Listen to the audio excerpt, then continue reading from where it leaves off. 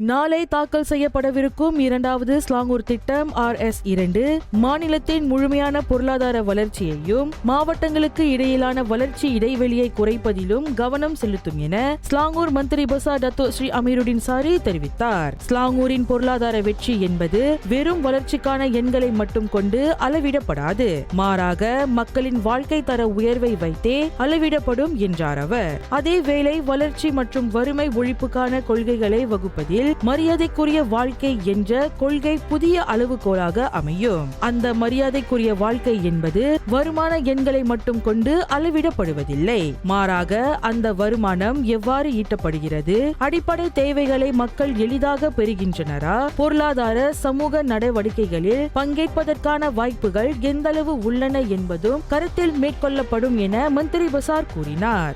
மக்கள் தங்களின் வாழ்வாதார தேவைகளை பூர்த்தி செய்வதற்காக தங்களின் சுய மரியாதையை குறைத்துக் கொள்ளும் விஷயங்களை செய்ய வேண்டிய கட்டாயத்துக்கு தள்ளப்படாமல் இருப்பதை உறுதி செய்வதும் அதில் அடங்கும் என இன்று ஸ்லாங்கூர் மாநில சட்டமன்ற கூட்டத்தொடரின் போது அமீருடின் சாரி தெரிவித்தார்.